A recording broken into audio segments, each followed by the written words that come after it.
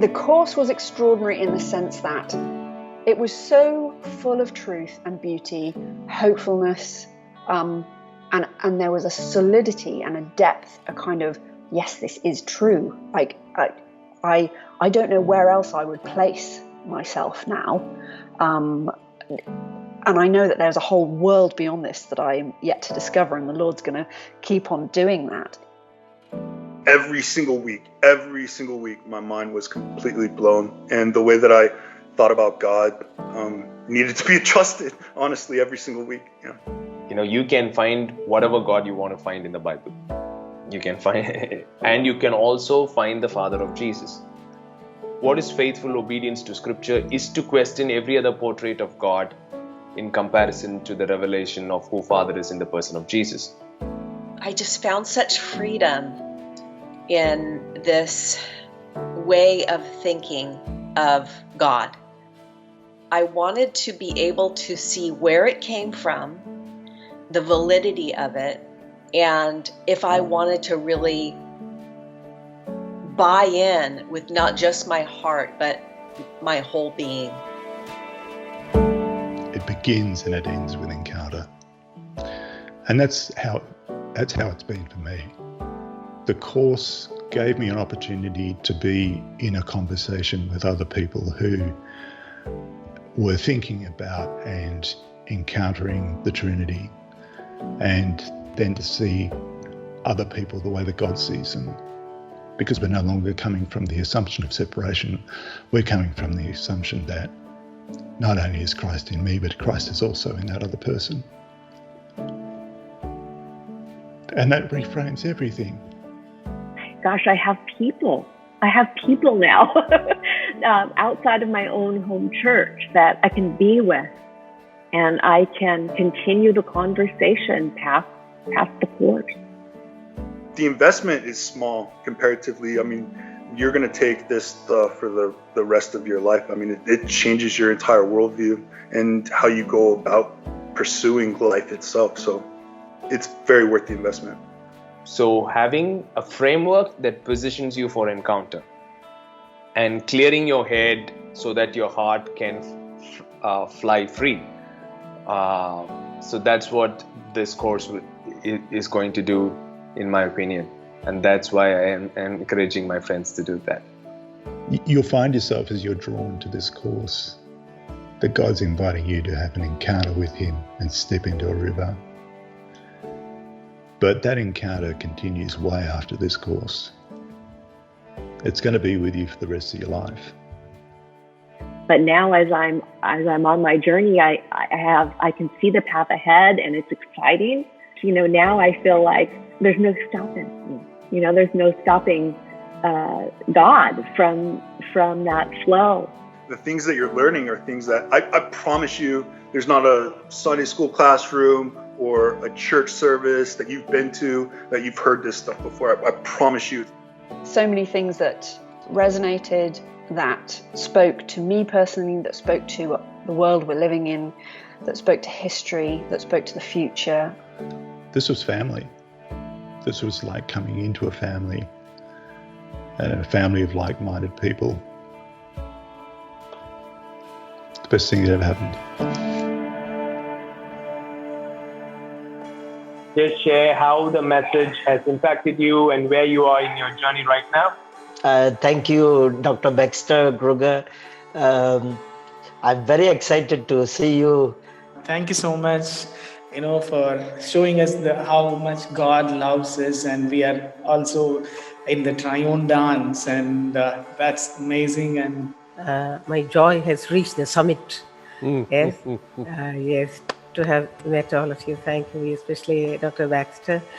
Thank you, Dr. Baxter, for your boldness to share this message to us. And we looking forward to come to India to have a seminar with us, that we can see you lively again. God bless you.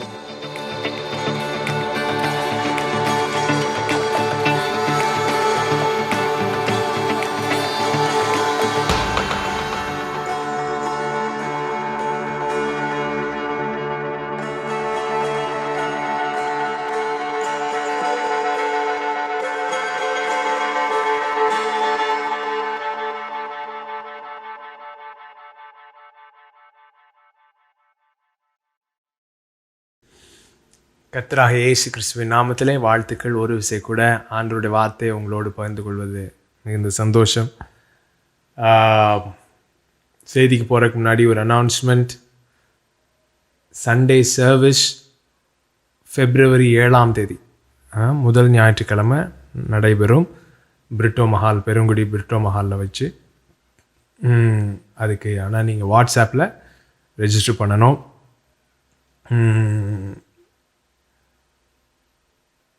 ஏற்கனவே நிறைய தடவை சொல்லிகிட்டே இருக்கிற மாதிரி, okay, Sunday service நடத்துவது தவறல்ல. ஆனால் Sunday service தான் சபை, எக்லீஷியா, கர்த்தருடைய சரீரம் அப்படின்னு நினச்சிக்கிறது தப்பு அப்படின்றது தான் சொல்லிகிட்ருக்கோம். போன வாரமும் அதான் பேசணும். கிறிஸ்துவின் சரீரத்தின் நிஜம், சரிங்களா? ஸோ இந்த கிறிஸ்துவின் சரீரத்தை குறித்ததான இது நமக்கு ஒரு போதனையாக எடுத்துக்கலாம், உபதேசமாக எடுத்துக்கலாம். நல்லா கவனிங்க. நிஜம் வேற,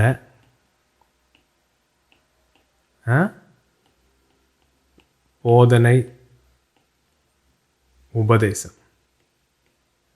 இன்னைக்கு நிறைய பேருக்கு கிறிஸ்துவின் சரீரத்தை குறித்துதான உபதேசம் தெரியும். ஓ, கிறிஸ்து தலையாக இருக்கிறார், நாம் சரீரமாக இருக்கிறோம், அவயவங்களாக இருக்கிறோம், நாம் எல்லாரும் இப்படி இருந்தாலும் ஒன்றா இருக்கிறோம், அப்படி இருக்கிறோம், இப்படி இருக்கிறோம்னு சொல்லி போதனையாக இருக்கலாம், உபதேசமாக இருக்கலாம். ஆனால் அது நம்முடைய நிஜமாக இருக்கா அப்படின்றது தான் கேள்வி.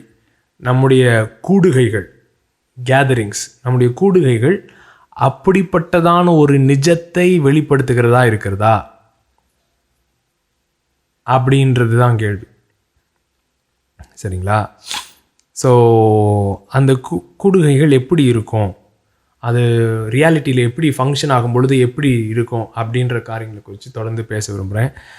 போன வாரம் எபேசியர்லேருந்து கிறிஸ்துவின் சரீரமாகிய சபையை குறித்து என்னென்னலாம் போட்டிருக்குன்னு பார்த்துட்டு வந்தோம். அதில் ஒரு வசனம் திரும்ப வாசிக்க விரும்புகிறேன். 4 அதிகாரம் 16 வசனம். அவராலே சரீரம் முழுவதும் அதற்கு உதவியாயிருக்கிற சகல கணுக்களினாலும் இசையாய் கூட்டி இணைக்கப்பட்டு ஒவ்வொரு அவயவமும் தன் தன் அளவுக்கு தக்கதாய், புரியுதுங்களா? ஒவ்வொரு அவயவமும் தன் தன் அளவுக்கு தக்கதாய் கிரியை செய்கிறபடியே அது அன்பினால் தனக்கு பக்தி விருத்தி உண்டாக்குறதற்கு ஏதுவாக சரீர வளர்ச்சியை உண்டாக்குகிறது. ஸோ ஒவ்வொரு அவயமும் தன் தன் வேலையை செய்யும் பொழுது தான் சரீர வளர்ச்சி உண்டாகும். அது எப்படி? அன்பிலே கிரியை செய்யும் பொழுது தான். அன்பிலே கிரியை செய்யும் பொழுது, தன் தன் வேலையை பார்க்கும் பொழுது சரீர வளர்ச்சி உண்டாகும். ஏன்னா இங்கே பாருங்கள், அது சண்டே சர்வீஸ் யாருனாலும் அட்டன் பண்ணலாம். அல்லேலூயா துதி உமக்கே, அல்லேலூயா துதி உமக்கே அப்படி சொல்லி சந்தோஷமாக பாடிட்டு டான்ஸ் ஆடிட்டு போயிடலாம்.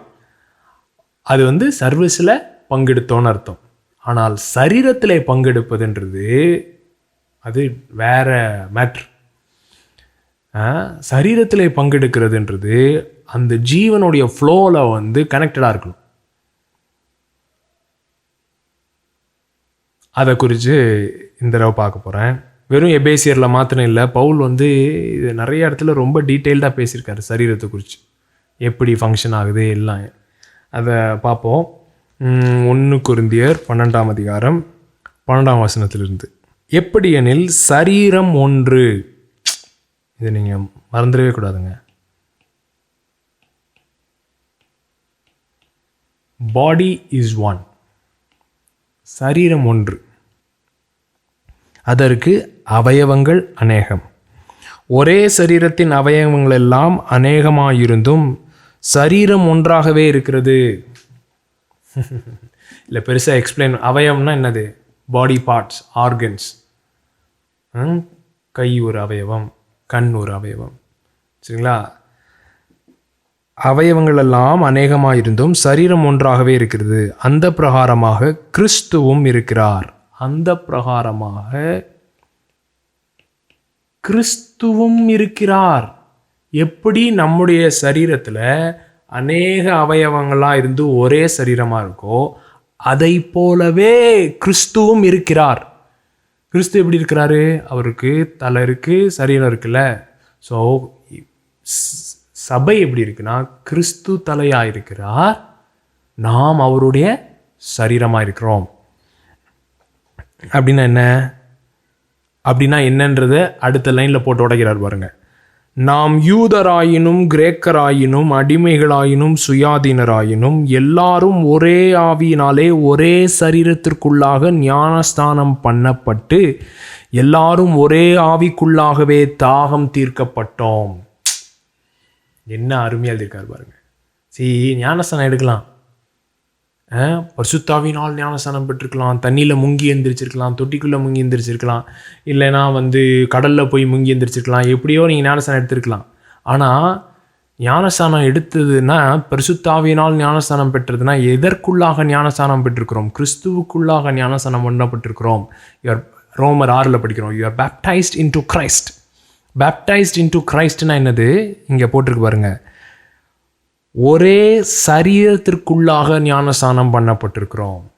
You are baptised into one body. அது பேஷன் டிரான்ஸ்லேஷன் எப்படி வருது? You are mingled and immersed.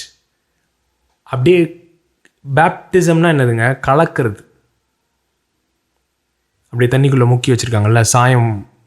இப்போ துணியில் சாயம் ஏறணுன்னா டை டை டை ஊற்றி அந்த தண்ணியில் கலந்து அதுக்குள்ளே அப்படியே முக்கி வச்சுருக்காங்களா, அது பேர் தான் பேப்டிசம். உள்ளே போயிட்டு வெளியே வரும்போது கலர் வெளியே வேறு மாதிரி ஆயிடுது.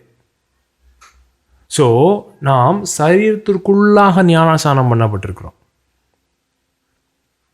சரீரமும் ஒரே அவயமாயிராமல் அநேக அவயவங்களாக இருக்கிறது. இந்த சில கார்ட்டூன் கேரக்டர் பார்த்திங்கன்னா வெறும் ஒரு அந்த ஐபால் கண்ணு மாத்திரம் ஒரு கேரக்டராக வச்சுருப்பானுங்க. அந்த கண் இப்படி உருண்டையாக இருக்கும், ஆனால் அதுக்கும் 2 கை இருக்கும், குட்டி கால் இருக்கும் பாருங்கள். அது ஒரு மாதிரி மான்ஸ்டர் மாதிரி இருக்கும். சரீரமும் ஒரே அவயவமாயிராமல் அநேக அவயவங்களாக இருக்கிறது. காலானது நான் கையாயிராதபடினால் நான் சரீரத்தில் அவயம் அல்ல என்றால் அதனாலே அது சரீரத்தின் அவயமாயிராதோ? அடுத்து அதே மாதிரி சொல்கிறாரு. காதானது நான் கண்ணாயிராதபடினால் நான் சரீரத்தின் அவயம் அல்ல என்றால் அதனாலே அது சரீரத்தின் அவயமாயிராதோ? சரீரம் முழுவதும் கண்ணானால் செவி எங்கே? அது முழுவதும் செவியானால் மோப்பம் எங்கே? இன்னைக்கு என்ன பாடி ஆஃப் கிரைஸ்டில் ப்ராப்ளம்? ஸ்டேஜில் 4 பேரை ஏற்றி விட்டுட்டு எல்லாரும் அவங்கள மாதிரி இருக்க ட்ரை பண்ணிக்கிட்டு இருக்கோம்.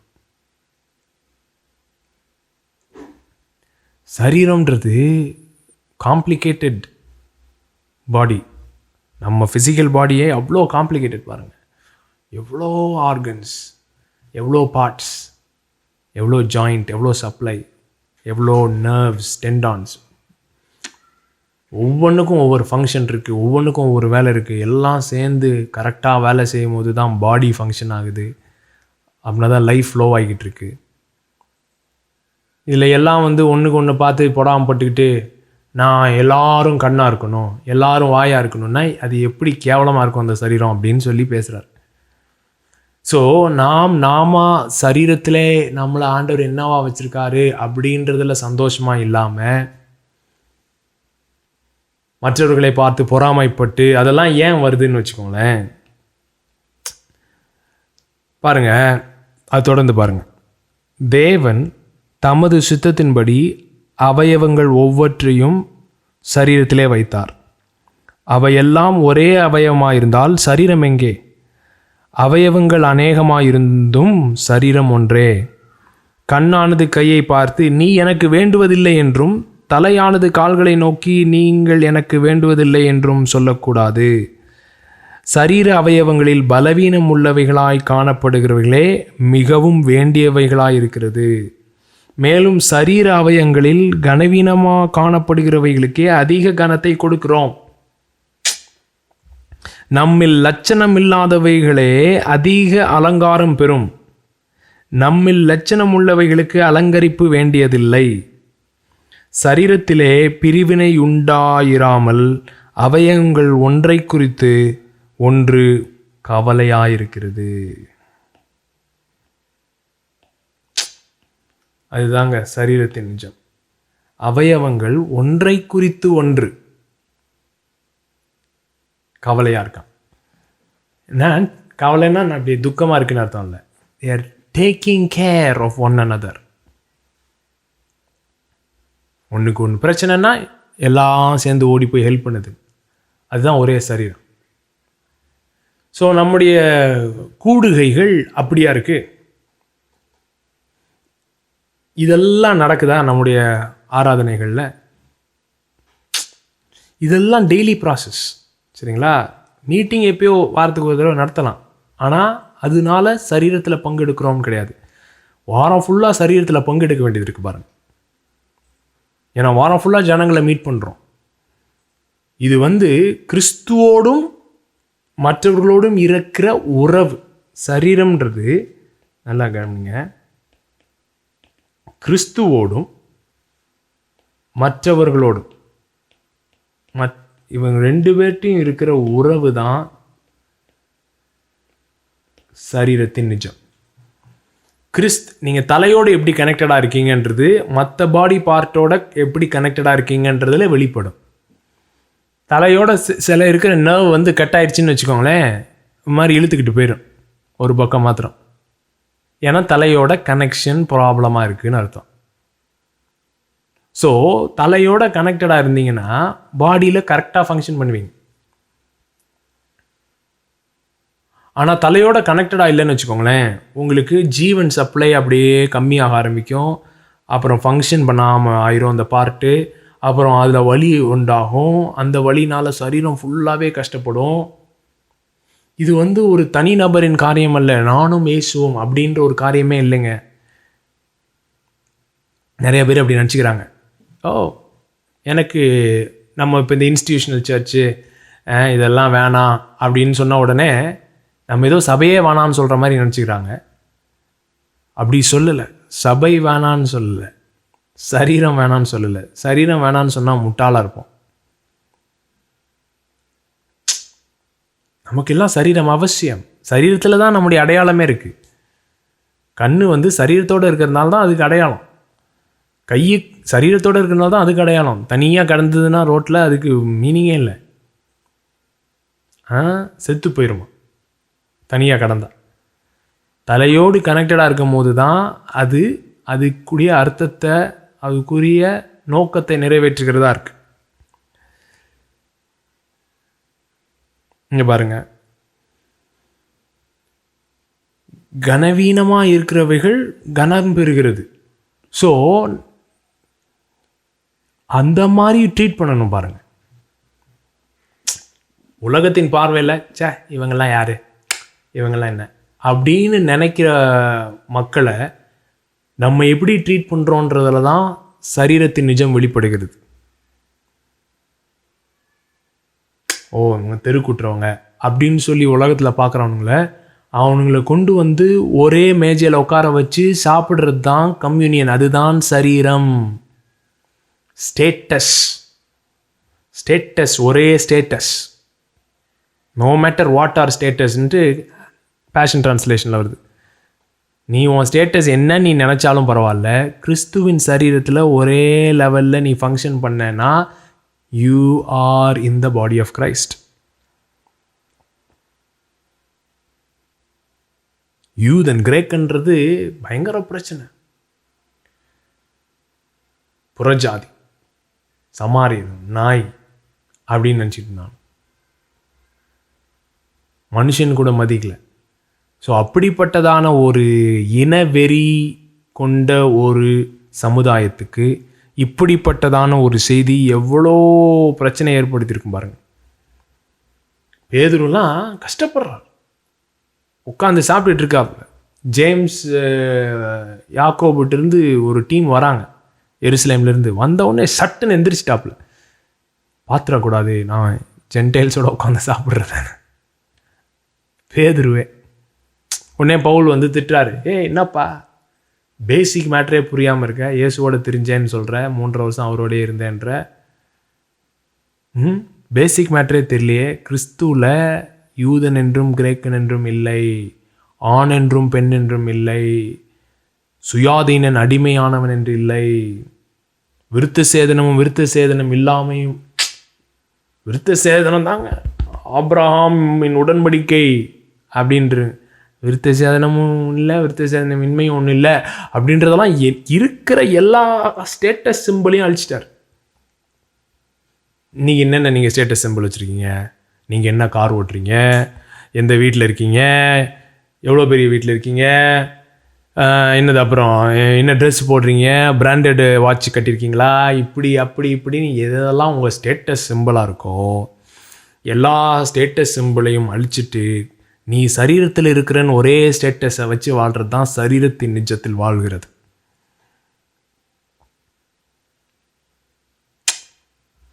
It's very different from operating in a Sunday service. அப்படியே நீங்கள் கார்லேருந்து இறங்கி அப்படியே யார்கிட்டையும் பார்க்காம பேசாமல் கொண்டு ஹாய் ஹாய் ஹாய் ஹாய் அப்படின்னு சொல்லிட்டு வந்து சண்டே சர்வீஸ் அட்டன் பண்ணிட்டு யாருனாலும் போயிடலாம். ஸோ ஸ்டேட்டஸ் மிங்கிலிங்கும் கிடையாது, உங்களுக்கு கஷ்டம் கிடையாது, உங்களுக்கு எதுவும் கிடையாது. இது அப்படியே கிடையாது. சரீரம்ன்றது அப்படி கிடையாது, பாடி லைஃப்ன்றது அப்படி கிடையாது.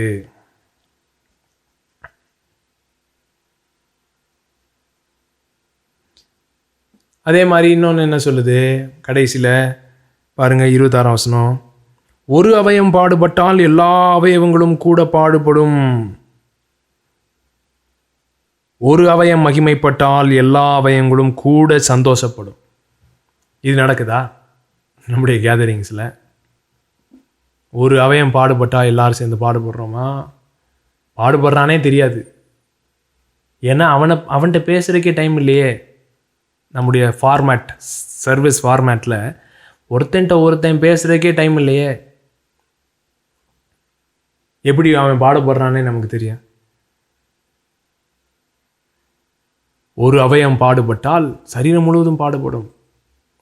ஒரு அவயம் மகிமைப்பட்டால் நான் ஆனர்.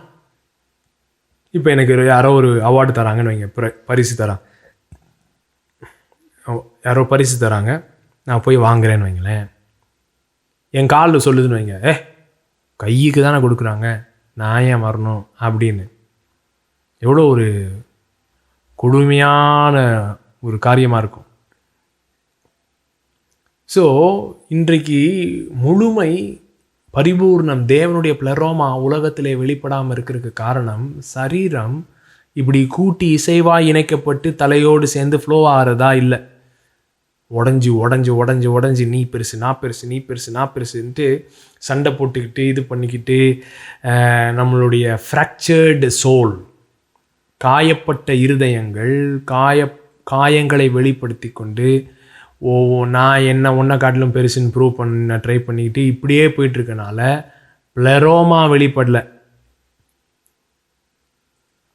பரிபூர்ணம் வெளிப்பட மாட்டேது. பாருங்க,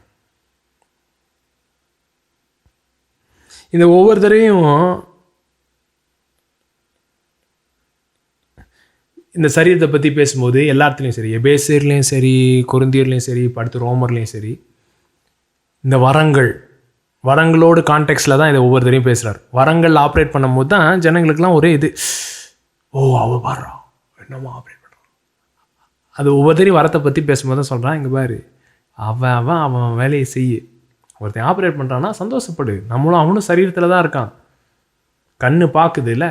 இப்போ ப்ரொஃபெட்டிக்ன்றது prophetic eyes, prophetic ears, teaching mouth. சரீரம் முழுவதும் தான் சந்தோஷப்படுது. இப்போ கண்ணு பார்க்குதுன்னா கண்ணு மாத்திரமா பார்க்குது. கண்ணு பார்க்கறதுனால காலு தானே போய் கல்லில் இடிக்காமல் இருக்கு. கண்ணு பார்க்கறதுனால கால் இடிக்காமல் இருக்குல்ல. ஸோ கால் சந்தோஷப்படுது கண்ணு பார்க்குதுன்னு. நானும் கண்ணாகணும்னு கால் சொல்லலை அப்படின்றது தான் பாயிண்ட். ஸோ ஒவ்வொருத்தரையும் அந்த வரங்கள்ன்ற கான்டெக்ஸ்டில் பேசும்பொழுது தான் இந்த சரீரத்தை பற்றி ரொம்ப பேசுகிறாரு பவுல். பாருங்கள், அடுத்தது பாருங்கள், நீங்கள் கிறிஸ்துவின் சரீரமாயும் தனித்தனியே அவயவங்களுமாய் இருக்கிறீர்கள். தேவனானவர் சபையிலே முதலாவது அப்போஸ்தலரையும், இரண்டாவது தீர்க்கதரிசிகளையும், மூன்றாவது போதகர்களையும், பின்பு அற்புதங்களையும், பின்பு குணமாக்கும் வரங்களையும், ஊழியங்களையும், ஆளுகைகளையும், பலவித பாஷைகளையும் ஏற்படுத்தினார். எல்லாரும் அப்போஸ்தலர்களா? எல்லாரும் தீர்க்கதரிசிகளா, எல்லாரும் போதகர்களா, எல்லாரும் அற்புதங்களை செய்கிறவர்களா, எல்லாரும் குணமாக்கும் வரங்களை உடையவர்களா, எல்லாரும் அந்நிய பாஷைகளை பேசுகிறார்களா, எல்லாரும் வியாக்கியானம் பண்ணுகிறார்களா? இப்படி இருக்க, கன்க்ளூஷன் பாருங்க, இப்படி இருக்க முக்கியமான வரங்களை நாடுங்கள், இன்னும் அதிக மேன்மையான வழியையும் உங்களுக்கு காண்பிக்கிறேன். சரீரத்தை பற்றி பேசிட்டாரு. ஒவ்வொரு சரீரத்தின் அவயத்துக்கும் ஒவ்வொரு ஃபங்க்ஷன் இருக்குது. சிலர் அப்போஸ்தலர்கள் இதெல்லாம் இருக்காங்க. எல்லாரும் அப்போஸ்தலர்கள் கிடையாது, எல்லாரும் தீர்க்கதரிசி கிடையாது, எல்லாரும் டீச்சர் கிடையாது அப்படின்லாம் சொல்லி முடிச்சுட்டு, I will show you a more excellent way. Gifts எல்லாம் கரெக்டு தான், கிஃப்ட்ஸ் எல்லாம் நாடுங்க, தேடுங்க. ஆனால் இன்னும் மேன்மையான வழி ஒன்றை நான் போதிக்கிறேன் அப்படின்னு சொல்லிட்டு என்ன சொல்கிறாரு? நான் மனுஷர் பாசனை பேசினா என்ன, வியாக்கியானம் பண்ணால் என்ன, கிஃப்ட் எல்லாம் மேலே சொல்லிட்டு இருந்தார்ல, அந்த கிஃப்ட்லலாம் நான் ஆப்ரேட் பண்ணாலும், நான் தீர்க்க தரிசனத்தின் வரத்தை உடையவனாக இருந்து சகல ரகசியங்களையும் சகல அறிவையும் அறிந்தாலும், மலைகளை பெயர்க்கத்தக்கதாக சகல விசுவாசம் உள்ளவனாக இருந்தாலும், அன்பு எனக்கு இராவிட்டால் நான் ஒன்றும் இல்லை. ஸோ ஓகே, நீ அப்போஸ்தலனாக இருக்கலாம், ப்ராஃபட்டாக இருக்கலாம், டீச்சராக இருக்கலாம், என்ன மண்ணாங்கட்டியாக இருக்கலாம். ஆனால் அன்புல ஆப்ரேட் பண்ண தெரியல அப்படின்னா ஒன்றும் கிடையாது அப்படின்னு சொல்கிறான். அங்கே அப்புறம் அன்பை பற்றி எக்ஸ்பிளைன் பண்ணிட்டே வர்றார். அன்பு இப்படி, அன்பு இது பண்ணாது, அது பண்ணாது, அன்பு சகலத்தையும் தாங்கும், சகலத்தையும் நம்பும், சத்தியத்திலே சந்தோஷப்படும். இந்த சத்தியன்ற வார்த்தை அலேத்தியா, நிஜம், நிஜத்திலே சந்தோஷப்படும். நிறைவானது வரும் பொழுது குறைவானது ஒளிந்து போகும். சொல்கிறாரு, அந்நிய பாஷைகள் ஒளிந்து போகலாம், தீர்க்க தரிசனிகள் ஒளிந்து போகலாம். ஏன்னா என்றைக்குமே தீர்க்க தரிசனம் சொல்லிக்கிட்டே இருக்க போகிறதில்ல, என்றைக்குமே அந்நிய பாஷை பேசிகிட்டே இருக்கிறது போல். அது எல்லாம் குறைவுள்ளது. ஆனால் நிறைவானது வரும் பொழுது குறைவானது ஒளிந்து போகுமா. ஸோ அந்த நிறைவானது என்ன தான்? ஆப்ரேட்டிங் இன் agape love, divine love. So ஒரு மெச்சோர் பாடின்றது பயங்கரமாக தீர்க்க தரிசனம் சொல்கிற பாடி இல்லை. ஒரு மெச்சோர் பாடின்றது பயங்கரமாக டீச் பண்ணுற ஒரு பாடி இல்லை. மெச்சோர் பாடின்றது பயங்கரமாக லவ் பண்ணுற ஒரு பாடி. அதுதான் ஃபுல்னஸை மேனிஃபெஸ்ட் பண்ணுற பாடி. 3 மேட்டர் இருக்கு. Unhealthy dependence. அன்ஹெல்த்தினா என்ன? அன்ஹெல்த்தி டிபெண்டன்ஸ்னா என்னது? ஆரோக்கியமற்ற சார்ந்திருத்தல். சரிங்களா? ஆரோக்கியமற்று சார்ந்திருக்கிறது என்னது? அட்டைப்பூச்சி. இப்போ அட்டைப்பூச்சி உங்களை தான் சார்ந்து இருக்கும். நீங்கள் இல்லாமல் நான் இல்லை அப்படிலாம் சொல்லும். அதனால் அட்டைப்பூச்சி உங்களை லவ் பண்ணுதுன்னு கிடையாது. உங்கள்கிட்டருந்து ரத்தத்தை குடித்து உங்கள் ரத்தத்தில் தான் அது வாழ்ந்துக்கிட்டு இருக்கு. ஸோ அது என்னது? ஆரோக்கியமற்ற சார்ந்து இருக்கிறது. Unhealthy dependence. நிறையா உறவுகள் அப்படி தான் இருக்குது பாருங்கள், அன்ஹெல்த்தியாக இருக்கும். ஸோ இந்த இதில் பார்த்தீங்கன்னா ஒருத்தவங்க யூஸ் தான் பண்ண முடியுமே ஒழிய லவ் பண்ண முடியாது. ஹஸ்பண்ட் அண்ட் ஒய்ஃப் ரிலேஷன்ஷிப், பிள்ளை அம்மா அப்பா ரிலேஷன்ஷிப் எதாக இருந்தாலும் ஆரோக்கியமற்ற சார்ந்திருத்ததெல்லாம் இருந்தால் பார்த்தீங்கன்னா அதில் ஜீவன் இருக்காது. இன்னொருத்தன் ஜீவன் அப்படியே உறிஞ்சிருவானுங்க. அட்டைப்பூச்சி மாதிரியே தான். அதுக்கு அடுத்து எண்டு எக்ஸ்ட்ரீம் என்னது? இண்டிபெண்டன்ஸ். இண்டிபெண்டன்ஸ்னால் என்ன? எவனையும் சார்ந்து இருக்க தேவையில்லை, என் கையே எனக்கு உதவி அப்படின்னு சொல்லிட்டு யாரும் எனக்கு தேவையில்லை. இன்றைக்கி பார்த்தீங்கன்னா இன்றைக்கி கலாச்சாரத்தில் அப்படிப்பட்ட காரியங்களை பெருமையாக பேசுகிறோம்.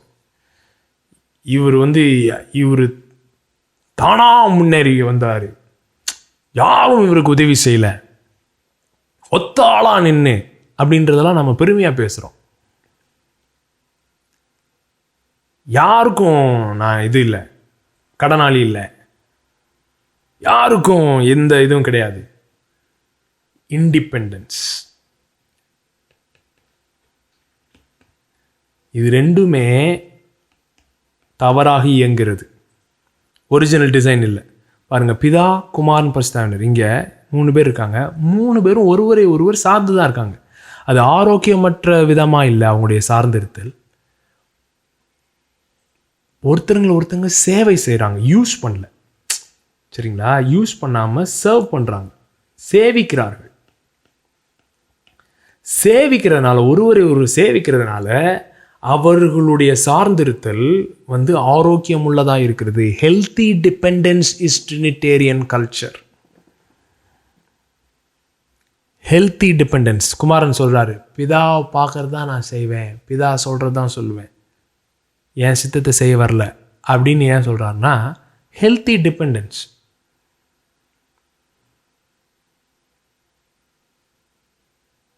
ஸோ பெற்றோர்கள், பிள்ளைகள், கணவன், மனைவி எல்லா உறவுகள்லையும் ஹெல்த்தி டிபெண்டன்ஸ் இருக்கணும். ஹெல்த்தி டிபெண்டன்ஸ் எப்போனா, I am free to serve you, I am not trying to manipulate you are use you.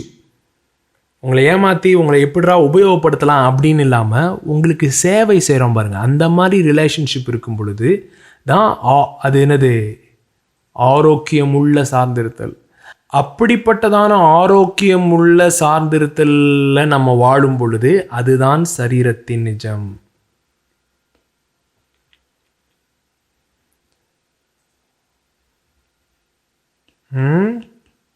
நல்லா கவனிங்க. ஸோ சரீரத்தின் நிஜம் அந்த மாதிரி ஒரு ஹெல்த்தி டிபெண்டன்ஸில் வாழும்போது தான்.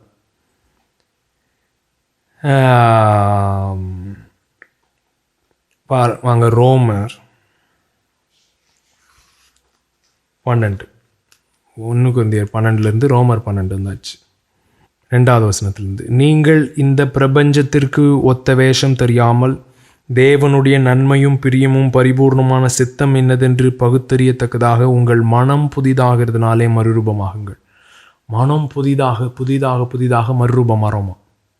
மனம் எப்படி புதிதாகணும், எதை நோக்கி புதிதாகணும்னு சொல்லி தொடர்ந்து சொல்கிறார். அல்லாமலும் எனக்கு அருளப்பட்ட கிருபையினாலே நான் சொல்லுகிறதாவது, உங்களில் எவனாலும் தன்னை குறித்து எண்ண வேண்டியதற்கு மிஞ்சி எண்ணாமல் அவனவனுக்கு தேவன் பகிர்ந்த விசுவாச அளவின்படியே தெளிந்த எண்ணமுள்ளவனாய் எண்ண வேண்டும் அப்படின்னு சொல்கிறாரு பவுல். ரொம்ப யோசிக்காதீங்க, உங்களை குறித்து மிஞ்சி யோசிக்காதீங்க. ஏனெனில் நமக்கு ஒரே சரீரத்தில் அநேக அவயவங்களாயிருந்தும் எல்லா அவயவங்களுக்கும் ஒரே தொழில் இராதது போல ஃபங்க்ஷன். பாருங்கள், பாடியில் ஏன் ஒரு விரலும் எல்லா விரலும் ஒரே ஹைட்டில் இருக்குதுன்னு வச்சுக்கோங்களேன், நீங்கள் எதையுமே பிடிக்க முடியாது, தெரியுமா? இது எல்லா விரலும் ஒரே ஹைட்டில் இருக்குன்னு வைங்க. இப்போ இந்த இது சொல்லலாம், எல்லோரும் என்ன பிங்கின்னு சொல்கிறாங்க, சுண்டு விரல்னு சொல்கிறாங்க, என்னை கட்டை வரலன்னு சொல்கிறாங்க. இது எல்லாமே ஒரே ஹைட்டில் இருக்குதுன்னு வச்சு பாருங்க. சாப்பிட முடியாது, ஒரு ஸ்பூனை பிடிக்க முடியாது, எதையும் பண்ண முடியாது.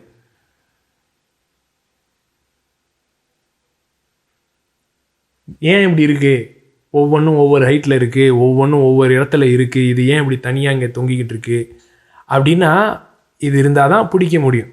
இதுவுமே இதே மாதிரி இருக்குதுன்னு வச்சுக்கோங்க, கட்டை வரலும் சப்போர்ட்டே இருக்காது. அப்படி ஒவ்வொரு பார்ட்டையும் ஆண்டவர் யூனிக்காக டிசைன் பண்ணியிருக்காராம் அதோடைய ஃபங்க்ஷனாலிட்டிக்கு.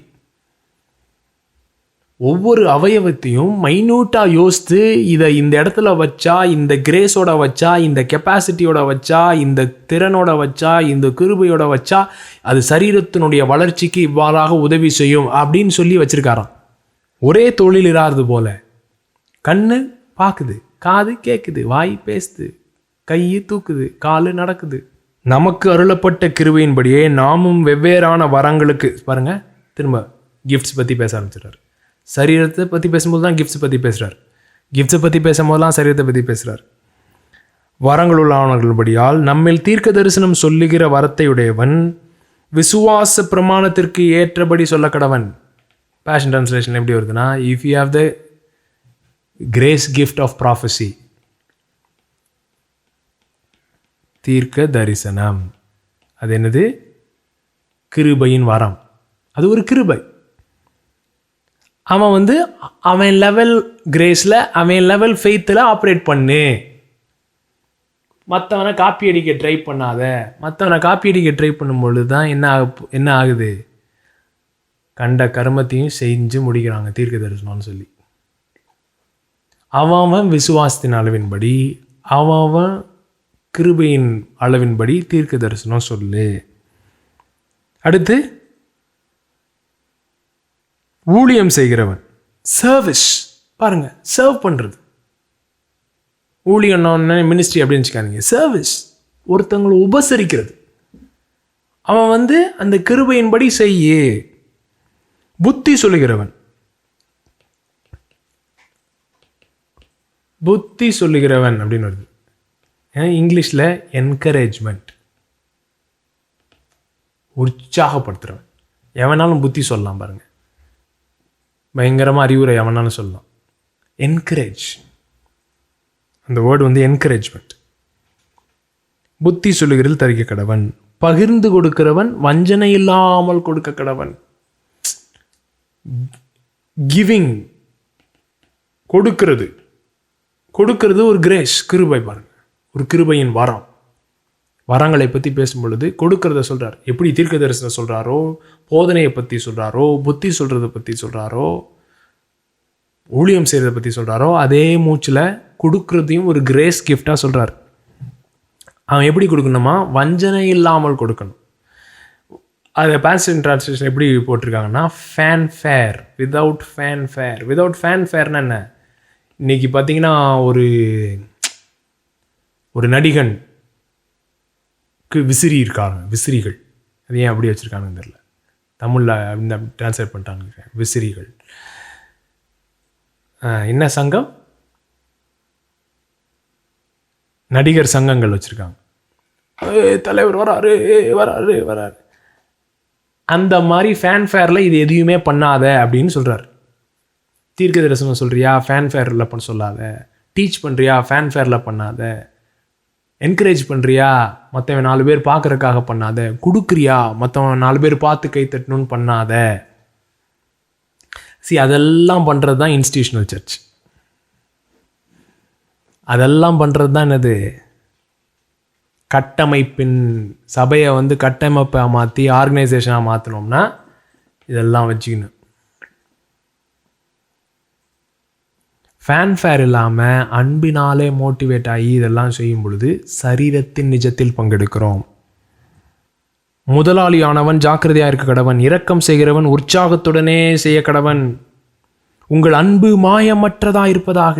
பேஷன் ட்ரான்ஸ்லேஷன் எப்படி வருதுன்னா, முகமூடி போட்டுட்டு சுற்றிட்டு தெரியாத,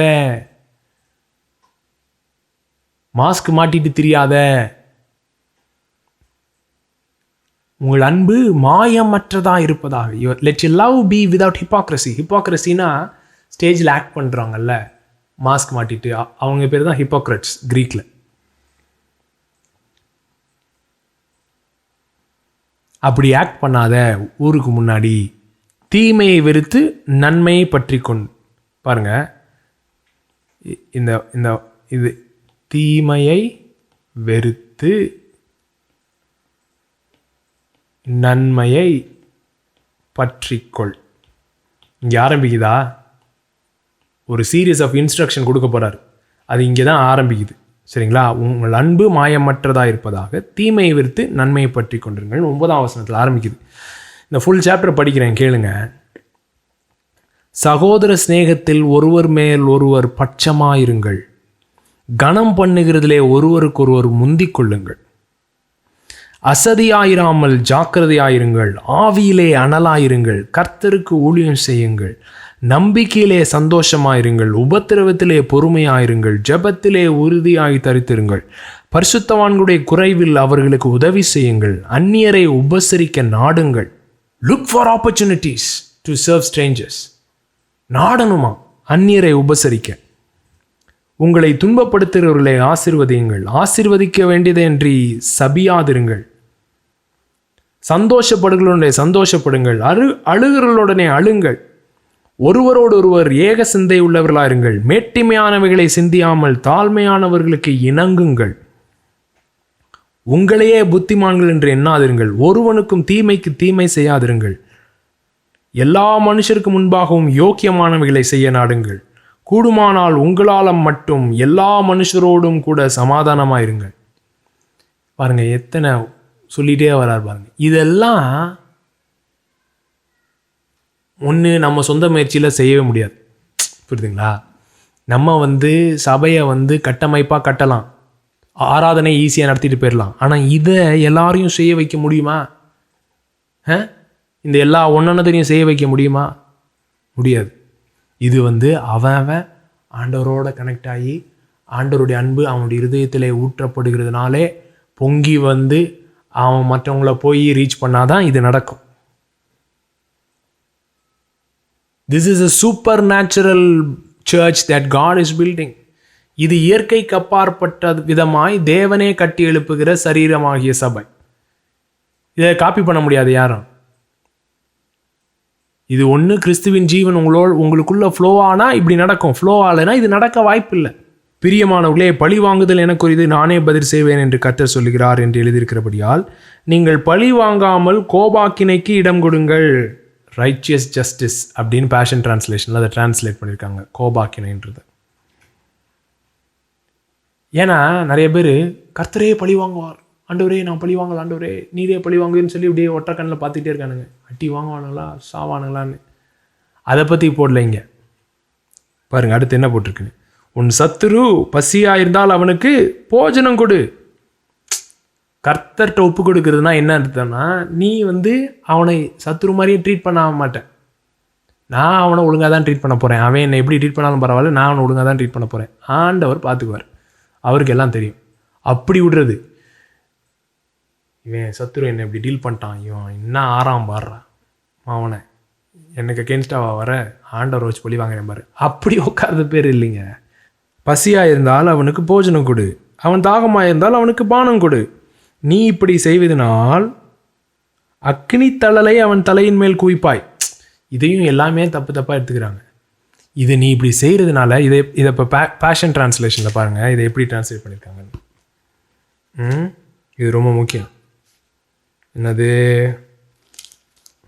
நிறைய பேர் நல்லா அவன் வயிறு எரியட்டும் அந்த மாதிரி நினச்சிக்கிறாங்க. அக்னி தழலை அவன் தலையிலே குவிப்பாய். If your enemy is hungry buy him lunch.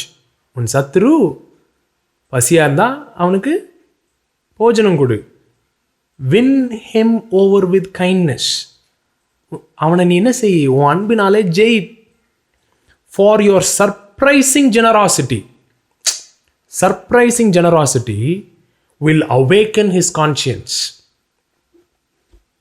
So அக்னி தழலை அவன் மீது தலையில் குவிப்பாய் அப்படின்னா என்ன அர்த்தம்னா, அவன் வந்து ஒரு சொரணையே இல்லாமல் இருக்கான்ல, அதனால தான் வந்துட்டு மற்றவங்களெல்லாம் ஹர்ட் பண்ணிட்டு தெரியுறான். அவனுக்கு ஒரு அவன் இருதயத்தில் ஒரு ஜுக் ஜுக் ஒரு ஜீவன் வரணும்னா அது நீ அவனை ட்ரீட் பண்ணுற சர்ப்ரைசிங் ஜெனராசிட்டி, உன்னுடைய உதாரத்துவம். என்னடா நமக்கே சாப்பாடு கொடுக்குறான், நமக்கே தாகத்துக்கு தண்ணி கொடுக்குறான்னு சொல்லி அவன் ஹார்ட் லப் டப்னு திரும்ப அடிக்க ஆரம்பிச்சிடும். You will awaken his conscience and God will reward you with favour அப்படின்னு சொல்லிட்டு கடைசி வசனம் ஃபஸ்ட்டு எங்கே ஆரம்பிச்சது, தீமையை வெறுத்து நன்மையை பற்றிக்கொள். எப்படி முடியுது பாருங்க, நீ தீமையினாலே வெல்லப்படாமல் தீமையை நன்மையினாலே வெல்லு.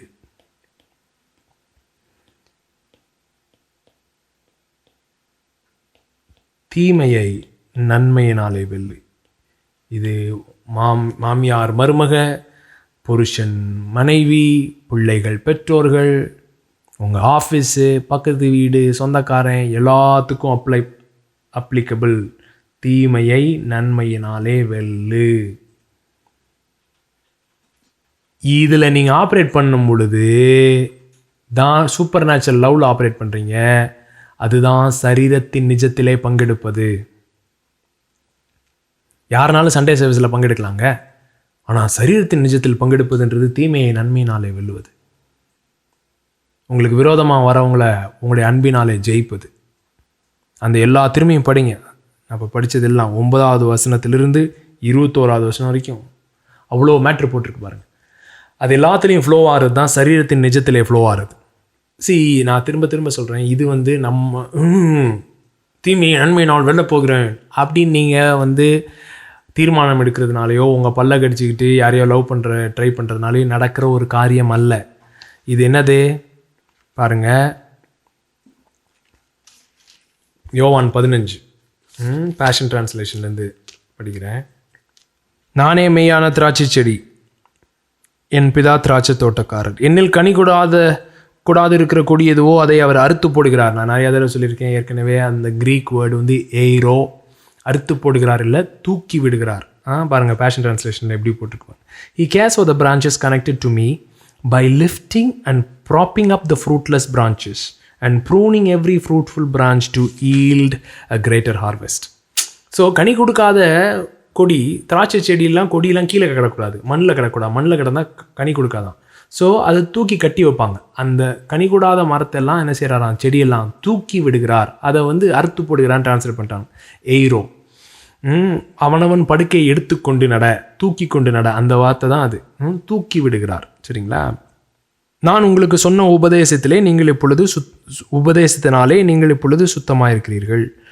என்னில் நிலைத்திருங்கள். அபைட் இன் மீ, நிலைத்திருங்கள். பாருங்க, இந்த சரீரத்தின் வாழ்க்கையை வாழணும்னா இந்த அபைடிங்கை கற்றுக்கணும். Abide in me, remain in me, என்னில் நிலைத்திருங்கள்னு சொல்கிறார் பாருங்க. அவரில் நிலைத்திருக்கணும், அவரோட அந்த அட்டாச்மெண்ட்டில் நிலைத்திருக்கணும். நிலைத்திருக்கும் போது தான் அந்த சப்ளை வருது. அது எப்படி வருது பாருங்கள் பேஷன் டிரான்ஸ்லேஷனில். You must remain in life union with me. ஜீவன் தருகிற இணைப்பிலே நீங்கள் என்னோடு இணைந்திருக்க வேண்டும். For I remain in life union with you. நான் ஜீவன் தருகிற விதமாய் உங்களோடு இணைக்கப்பட்டிருக்கிறேன். For as a branch severed from the vine will not bear fruit, so your life will be fruitless unless you live your life intimately joined to mine. நீங்கள் என்னோடு நெருக்கமான ஒரு உறவில் இருக்கும் பொழுது தான் ஜீவன் உங்களுக்குள்ளாய் பாய்ந்து செல்லும். அந்த உறவிலிருந்து அந்த ஜீவன் பாய்ந்து செல்றதுனால தான் நீங்கள் கனி கொடுக்க முடியும். ஸோ நம்ம ரோமர் 12 படித்த எல்லாமே கனிகள். நல்லா கவனிங்க. இப்படி பண்ணுங்க, இப்படி பண்ணுங்க, இப்படி பண்ணுங்க, ஒருவருக்கு இப்படி பண்ணுங்க, இப்படி பண்ணாதீங்க, அதெல்லாம் கனிகள், ஆவியின் கனிகள். சரிங்களா? அது எப்போ உண்டாகும்னா நம்ம அவரோடு வந்து ஜீவன் தருகிற இணைப்பிலே இருக்கும் பொழுது. இது ஒரு டீச்சிங் கிடையாது, இது ஒரு டாக்டரின் கிடையாது, இது ஒரு நிஜம், இது ஒரு நபர், அவரோடு இருக்கிற உறவு. அந்த உறவு உங்களை மறுரூபமாக்குகிற உறவாக இருக்கிறது. அவரோடு உண்மையான உறவில் இருந்தீங்கன்னா உங்கள் வாழ்க்கை கண்டிப்பாக மறுரூபமாயே தீரும். முயற்சியே இல்லாமல் மறுரூபமாகும். I am the sprouting wine and you are my branches. நானே திராட்சை செடி, நீங்கள் கொடிகள். As you live in union with me as your source, fruitfulness will stream from within you. But when you live separated from me, you are powerless. பாருங்களேன், நீங்கள் என் கூட இணைப்பில் இருக்கும்பொழுது உங்களுக்குள்ளே இருந்து ஜீவன் அப்படியே பாய்ந்து சென்று அது கனியாய் வெளிப்படும். ஆனால் என் கூட கனெக்டடாக இல்லைன்னா நீங்கள் வந்து கனியற்று போவீர்கள், காய்ந்து போவீர்கள். பாருங்கள், ஒரு மரம், அந்த செடி, அந்த ஒரு இலை வந்து ஒழுங்காக கனெக்டடாக இல்லைன்னா லைஃப் ஃப்ளோ ஆகாது. ஃப்ளோ ஆகலைன்னா என்ன செய்யும்? அப்படியே கலர் மாறும், அப்படியே காயும், காஞ்சு சொட்டுன்னு கீழே விழுந்துடும். வேணான்னு தள்ளி விடாது மரம், ஆனால் அதே கீழே விழுந்துடும். ஏன்னா கனெக்ஷனில் இல்லை, லைஃப் ஃப்ளோ ஆகலை. லைஃப் யூனியனில் இருக்கும் பொழுது பச்சை பசேனே இருக்கும் பாரு. ஜீவன் தரும் இணைப்பு, அதுதான் சரீரத்தின் நிஜம்.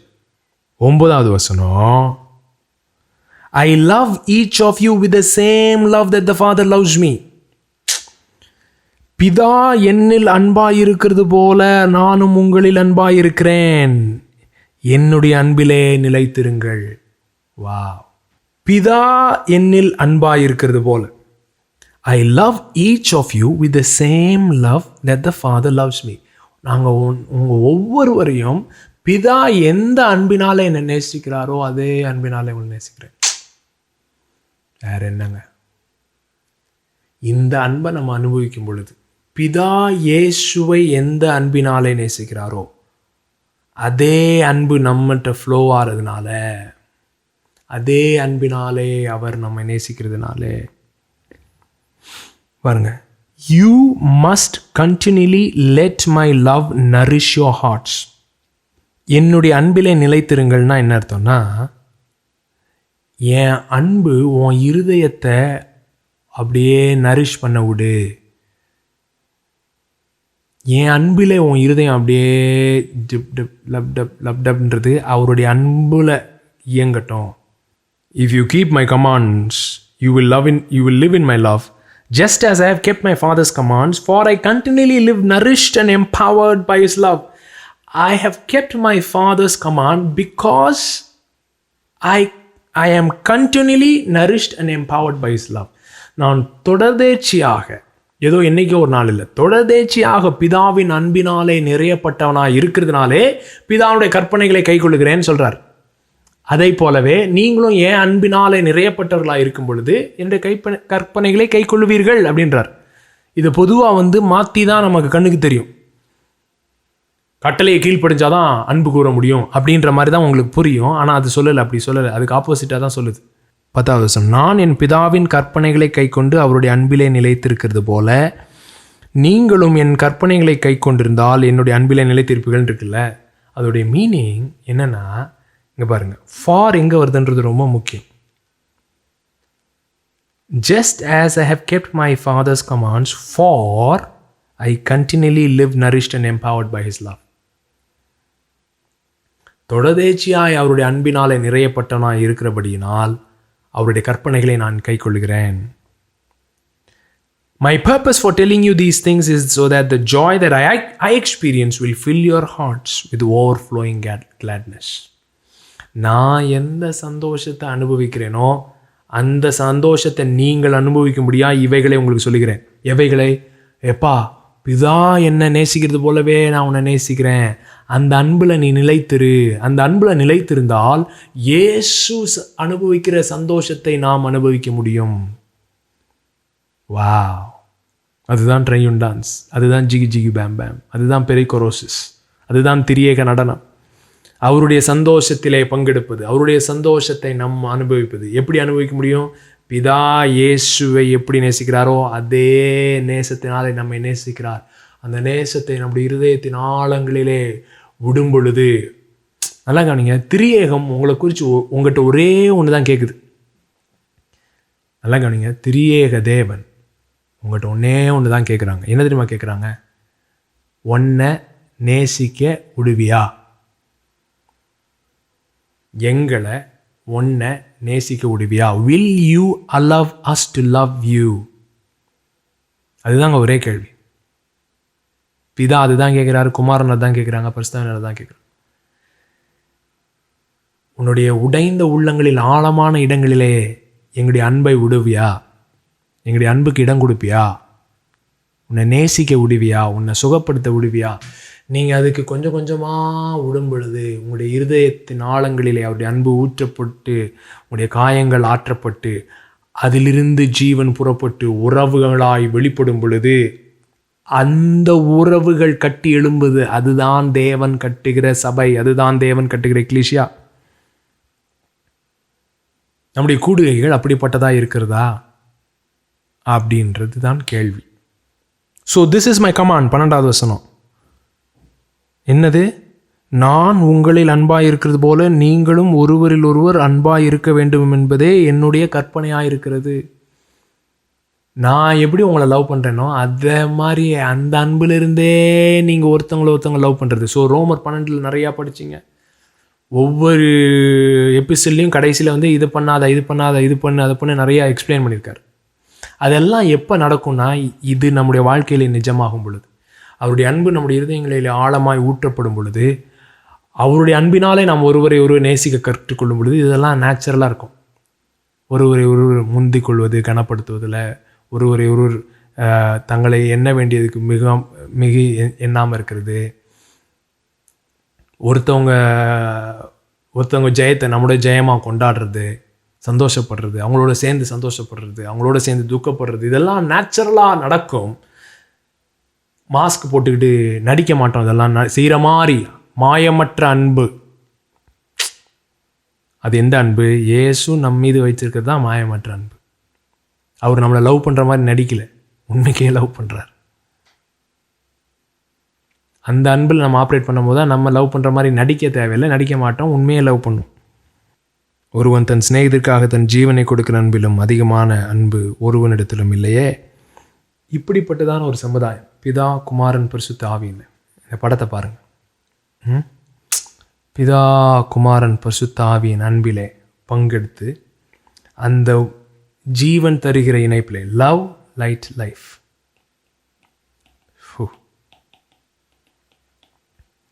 அன்பு, ஒளி, ஜீவன்.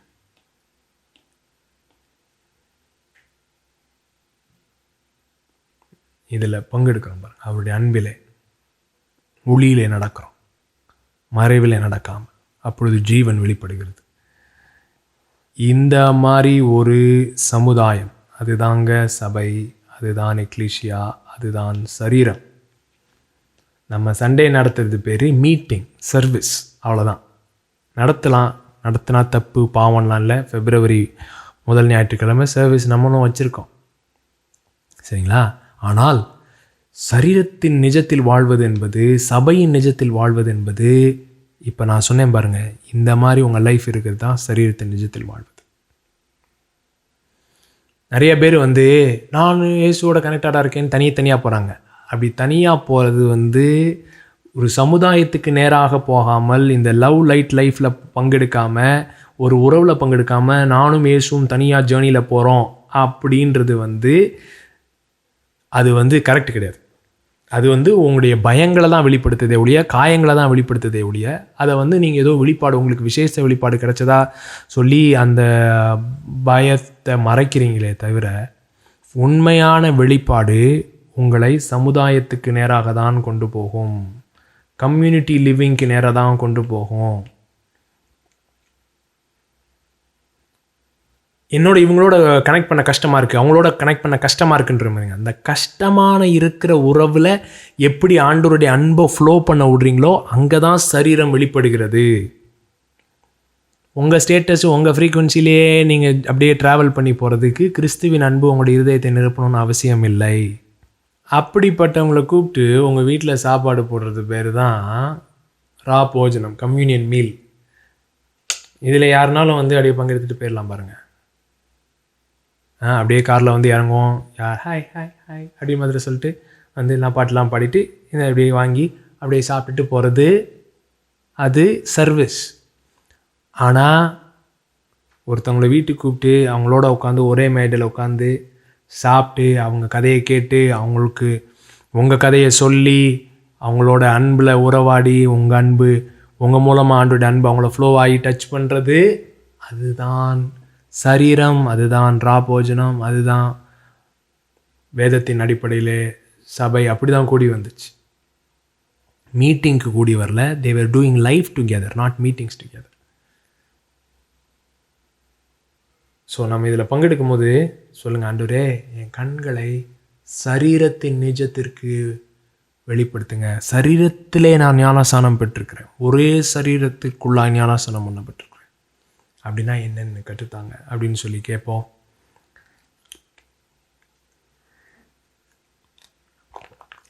அப்படிப்பட்டதான ஒரு சமுதாயம் விடும் பொழுது தேவனுடைய பரிபூர்ணம் வெளிப்படும். பாருங்களேன், இது எல்லாமே கிருபையில் நடக்கிறது, கிரேஸ்னால் நடக்கிறது. கிரேஸ்னால் என்ன? நம்முடைய இருதயத்திலே தெய்வீக தாக்கம், நம்முடைய நம்பிக்கைகளை ஆழ்மனதிலே தெய்வீக தாக்கம் ஏற்படுது பாருங்கள், அதுதான் கிருபை. Divine influence upon the heart. So ஒவ்வொன்றும் கிருபை, இது எல்லாமே கிருபையினால் வெளிப்பட வேண்டிய காரியம். அதே மாதிரி தான் கொடுக்கறதும் நாம் என்ன சொன்னோம், தீர்க்க தரிசனம் மாதிரி, இது மாதிரி போதனை மாதிரி கொடுக்கறதும் ஒரு கிருபையின் வரம். உதாரத்துவம்ன்றது ஒரு கிருபையின் வரம். 2 கொரிந்தியர் 8:7 அல்லாமலும் பவுல் கொரிந்து சபைக்கு எழுதுகிறார், அல்லாமலும் விசுவாசத்திலும் போதிப்பிலும், அது பேஷன் டென்ஸில் எப்படி வருதுன்னா, you have unstoppable faith, powerful preaching. தடுக்க முடியாத விசுவாசம் உங்களுக்கு இருக்குது, வல்லமையான ப்ரீச்சிங் போதனை இருக்குது, அறிவு இருக்குது, ஜாக்கிரதை இருக்குது, இது எல்லாமே இருக்குது. எங்கள் மேல் உங்களோட அன்பு மற்ற எல்லா காரியங்களிலும் நீங்கள் பெருகியிருக்கிறது போல. நீங்கள் எல்லாத்துலேயும் எக்ஸல் பண்ணியிருக்கீங்க, டீச்சிங்கில் எக்ஸல் பண்ணியிருக்கீங்க, ஃபெய்த்தில் எக்ஸல் பண்ணியிருக்கீங்க அப்படின்னு சொல்லிட்டே வராரு. எல்லாத்துலேயும் எக்ஸல் பண்ணது போலவே இந்த தர்ம காரியத்திலும் கிரேஸ் ஃபில்டு ஜெனராசிட்டி, கிருபையினாலே நிறையப்பட்ட ஒரு உதாரத்துவத்திலும் பெருக வேண்டும். இதை நான் கட்டளையாய் சொல்லாமல் மற்றவர்களுடைய ஜாக்கிரதையை கொண்டு உங்கள் அன்பின் உண்மையை சோதிக்கும் பொருட்டே சொல்லுகிறேன். ஸோ இதை நான் வந்து கொடுத்தே ஆகணும் அப்படின்னு சொல்லலை, உங்களை என்கரேஜ் பண்ணுறேன் அப்படின்னு சொல்கிறார். நீங்கள் இந்த கிரேஸில் ஆப்ரேட் பண்ணும் பொழுது உதாரத்துவம்ன்றது நேச்சுரல் அவுட்ஃப்ளோவாக இருக்கும். அந்த கிருபையிலிருந்தே கொடுங்க. அந்த கிருபையிலேருந்து கொடுத்துருக்கீங்க. ஏகப்பட்ட பேர் அந்த கிருபையில் ஆப்ரேட் பண்ணுறீங்க. I am so proud. நானும் லவ்யூன் நேற்று பேசிகிட்டு இருந்தோம். ஏகப்பட்ட கப்புள்ஸ் அந்த உதாரத்துவத்தில் ஆப்ரேட் பண்ணுறீங்க.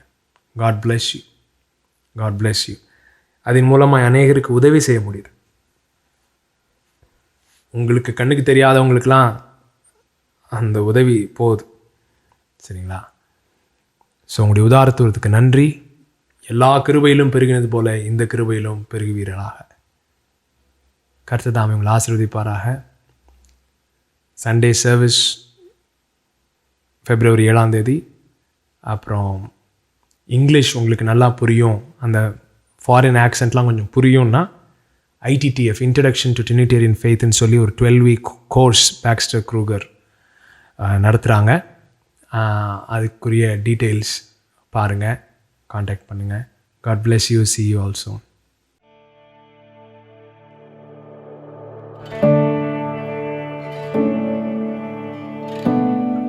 The course was extraordinary in the sense that it was so full of truth and beauty, hopefulness, and there was a solidity and a depth, a kind of, yes, this is true. Like I don't know where else I would place myself now, and I know that there's a whole world beyond this that I'm yet to discover, and the Lord's going to keep on doing that. Every single week, my mind was completely blown, and the way that I thought about God needed to be trusted. Honestly, every single week. You can find whatever God you want to find in the Bible. You can find, and you can also find the Father of Jesus. What is faithful obedience to Scripture is to question every other portrait of God in comparison to the revelation of who Father is in the person of Jesus.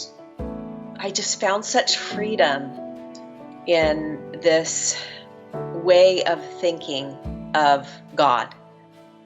I wanted to be able to see where it came from, the validity of it, and if I wanted to really buy in with not just my heart but my whole being.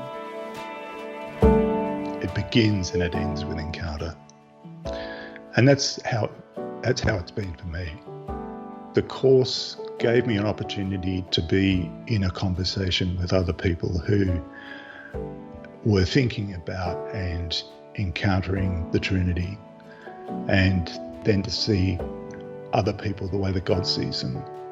Because we're no longer coming from the assumption of separation, we're coming from the assumption that not only is Christ in me, but Christ is also in that other person. And that reframes everything. Gosh, I have people now outside of my own home church that I can be with, and I can continue the conversation past the course. The investment is small comparatively. I mean, you're going to take this for the rest of your life. I mean, it changes your entire worldview and how you go about pursuing life itself. So it's very worth the investment. So having a framework that positions you for encounter and clearing your head so that your heart can fly free. So that's what this course is going to do, in my opinion. And that's why I am encouraging my friends to do that.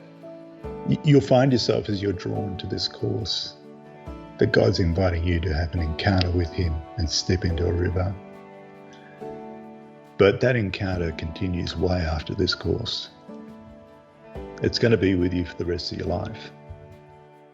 But now as I'm on my journey, I can see the path ahead, and it's exciting.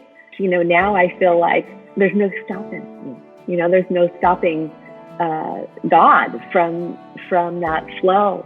The things that you're learning are things that I promise you, there's not a Sunday school classroom or a church service that you've been to that you've heard this stuff before. I promise you.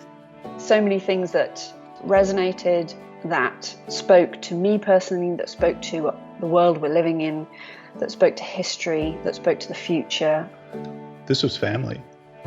This was like coming into a family, and a family of like-minded people. The best thing that ever happened. Just share how the message has impacted you and where you are in your journey right now. Thank you, Dr. Baxter Kruger. I'm very excited to see you. Thank you so much, for showing us how much God loves us, and we are also in the triune dance, and that's amazing. And my joy has reached the summit. Yes, yes. To have met all of you, thank you, especially Dr. Baxter. Thank you, Dr. Baxter, for your boldness to share this message to us. And we looking forward to come to India to have a seminar with us, that we can see you lively again. God bless you.